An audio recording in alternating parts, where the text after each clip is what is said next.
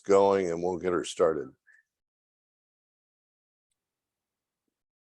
Well, all right, everybody, I'm looking at the 25th of July. We are almost into August. And gosh, that would put us 7 months into the year 2023 with a very interesting market. So it's what we want to take a look at today. I think it's very important as we're out dealing with buyers and sellers and the many objections that they give us.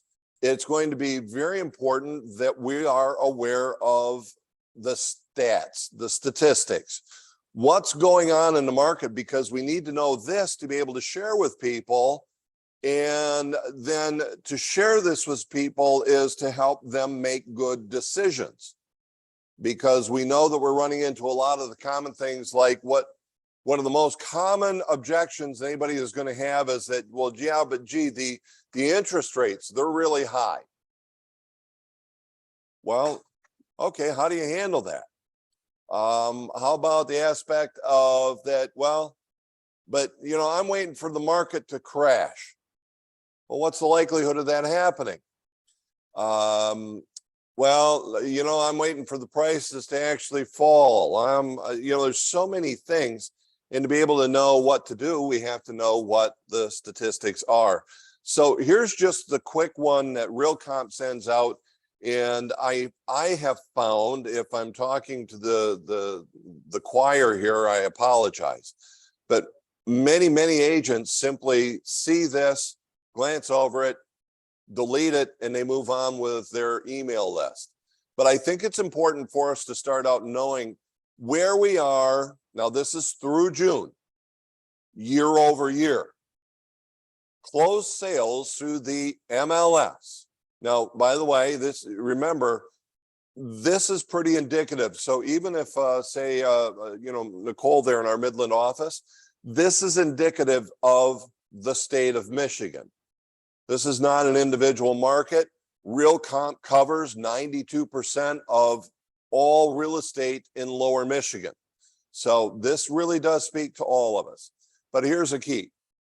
It's down 11.7% year over year in regards to closed sales. Pending sales right now, those that are currently, as we refer to it, in the file drawer waiting to close, are down 12.4% year over year. It's telling us what July and August are going to look like. The median sale price is up 2.3%. But here's the scary part, and this is what we're really feeling, is that new listings for the month of June were down 21.8%. The number of homes on the market, so here goes our inventory again, we're dropping down 15.4%, down year over year. And this one was a little bit of a surprise to me, talking with my gang and those of you around the company. But the average days on market, believe it or not, are up 8 days. Now, the only thing to remember is it's still under 30 days. It's 27 days on the market is the average time that a home stays to the market. So these are 6 quick facts that we should be able to quote. So take a snapshot, write the numbers down, but these are ones that you should have. Now, the other obviously is this comes from RealComp. As you can see, I don't have the date on this, but this is about a week old. They typically come out about that second, third week of the month that RealComp will send out the month's sales statistics. And I think these are the key ones that we really need to be able to focus on to help people understand the market and make good decisions. Now, with that said, I want you to know upcoming. So if you're one of those that you're going, hey, what's upcoming on Hot Topic Tuesday? Next week, we are going to talk commercial retail real estate. Obviously, in 30 minutes, we're not going to teach everything you need to know, but we want to teach you enough to know what actions to take and what you can do with those opportunities when they come to you. Then on our second Tuesday of the month, for our Hot Topic Deep Dive, I can tell you that we are going to have an agent panel, and we are going to look at how to handle objections for today's market. So when people are saying, look, interest rates are really high, I think it's a bad time to buy. There's no inventory, I think it's a bad time to buy. There's no inventory, therefore I don't want to sell. I want you guys that are listening then, if you would, open up your email and send me the 2 most common objections that you're running into. And I want to give these to these top producers, the panels that I'm assembling, and see how they're handling it. That way you're going to have this as we move forward. So again, that's the second Tuesday. I believe it's the 8th of August, that will be our deep dive. All right. So let's go on. I want to take a look and let me shift gears here real quick and go to our market stats. Now, for those that are real comp, I want to make sure that you're aware of this. You can shift on this page all of these things around by simply clicking and dragging. You want to know what's going on? Put these market stats. It is there. Scroll down, you'll see it. Put these market stats up here where you can see what's going on very quickly. Because this with the sales gives you a real quick look as to what's happened with the market, because look how quickly things can drop, and yet how quickly they can go up. So it's a quick glance to really see what's happening with the market. Now with that, let me take this, and I just want to let you know what I'm showing you obviously is out there. If you're part of Real Comp, and I'm sure that MI Real Source and the others that you're all involved with have similar. But right here with stats, there's lots of information you can give, but what I'm looking for, what I always like to do to find a quick look, what's happening with the market, is right here with the showing time market stats. And that's right at the bottom of the stats heading here. I've got it opened up. So here you go. Let me do a little bit more. And so let's start with this first one. What we're looking at is the average supply, or average sales price, excuse me. Go away so I can see what's going on. Let's hope that drops out of my way. No, I'm going to do this. Everybody remind me I put this up top. So here's our average sale price, and we're looking at January a year ago, 263,000. It did rise to an average 305. So how quick can prices rise? There's February to July. We went from 261 to a high of 305, and how quickly can it drop? There's February, but look how quickly it rose this time. So we're at 258, February of 2023. End of July, 307,000 is the average sale price. So if people think that the market's going to fall, guys, here's seasonality. We're looking at it. If you're newer in the business, no, it's a cyclical thing. It will go down, but it's not going to do what it did between 2006 through 2010. If you weren't in the business during that time period, you need to remember those dates. Michigan was 06 through 2010 that we had that declining market. In 4 years, we lost about 2 decades of appreciation. And look how quickly it came back. That was a shocker to me for somebody that started in 1987. This is how quickly things can shift.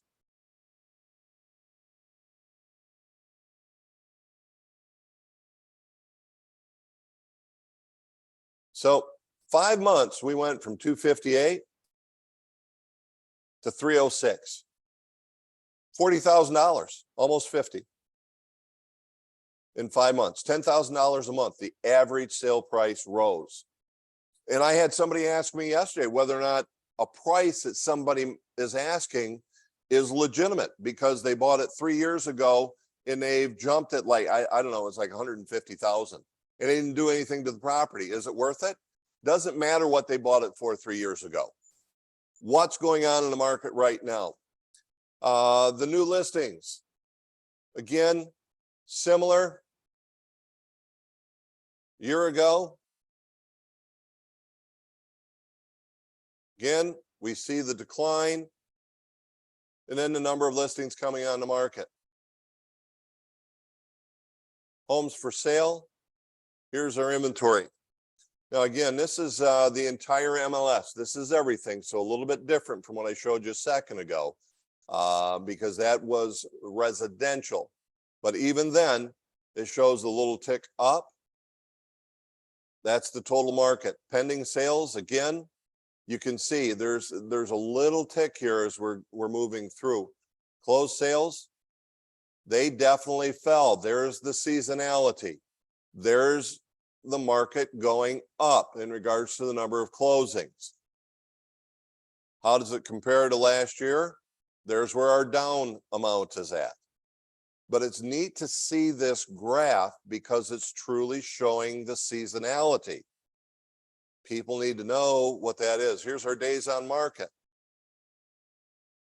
Again, here's the average, 31 now with what this is showing, the median.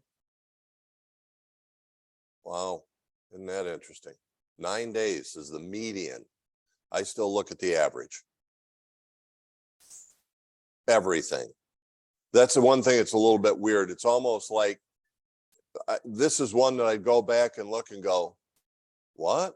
Because it's only 9 days. But again, the average sales price is including everything. So those multi-million-dollar properties are out there that are taking longer. It's included in there also for that average sales price.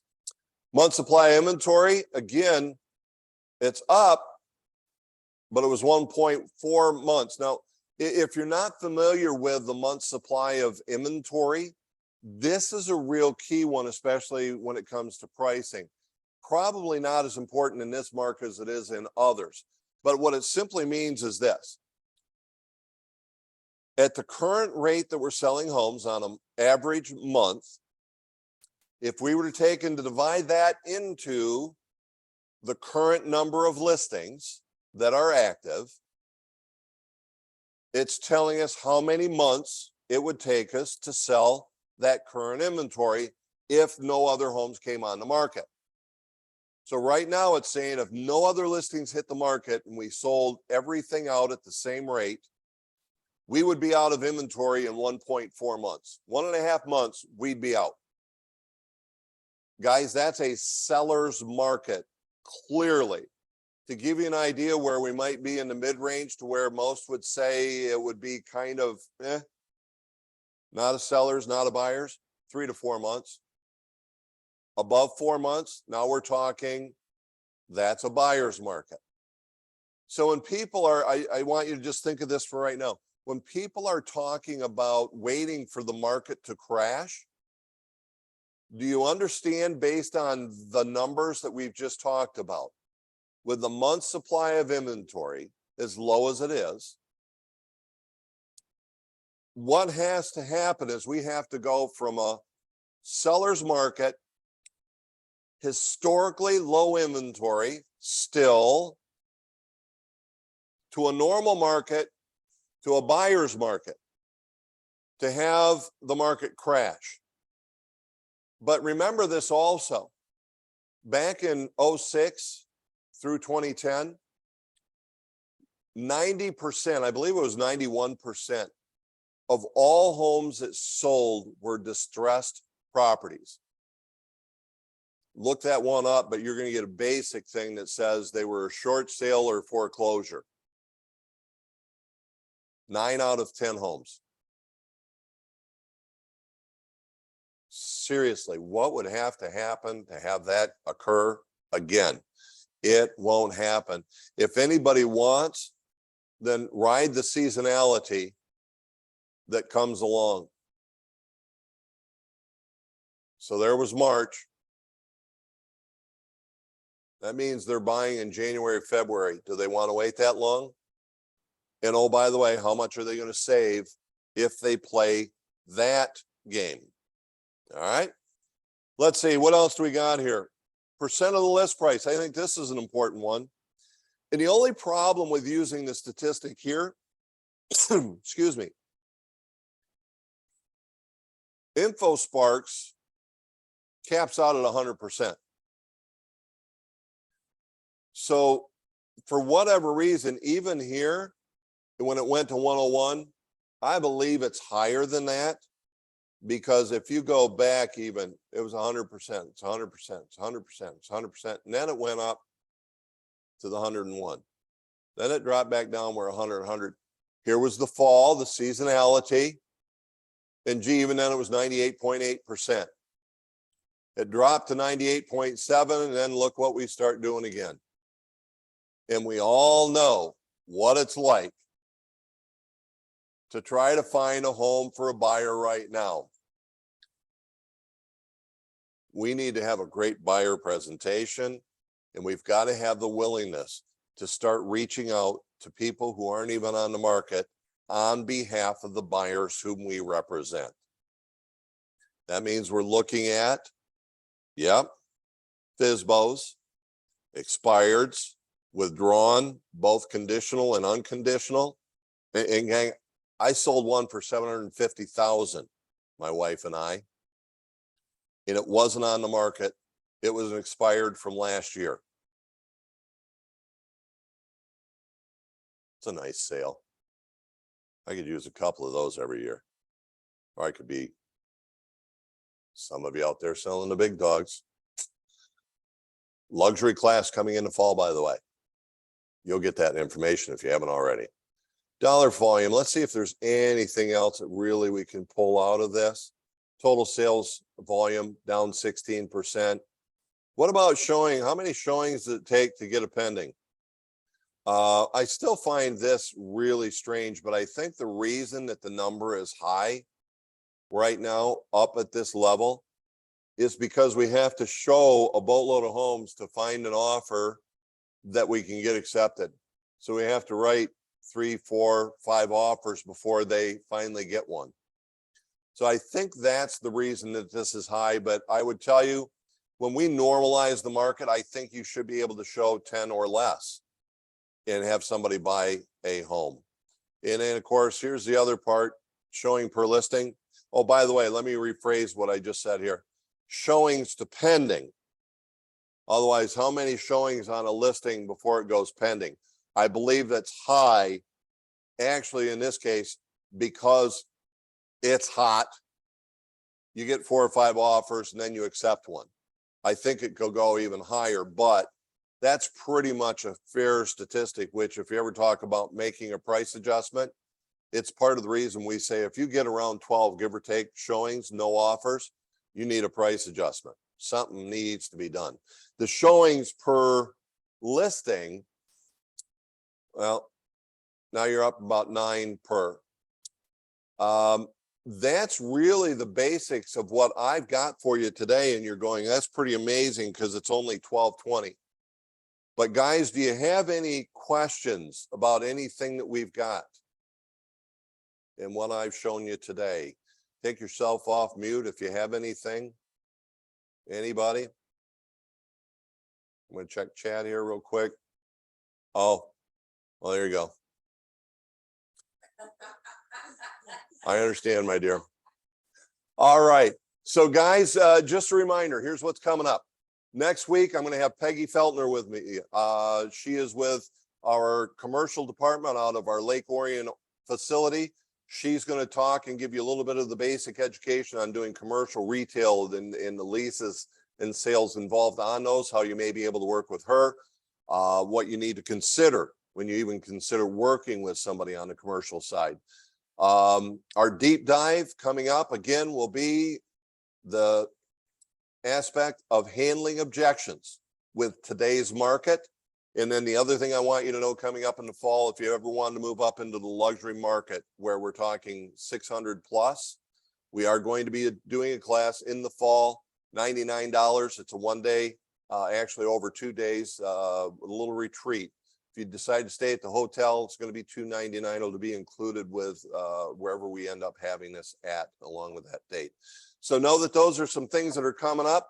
With that, I'm going to wish you all a great Tuesday, and you all know what to do. Go talk to people. See ya.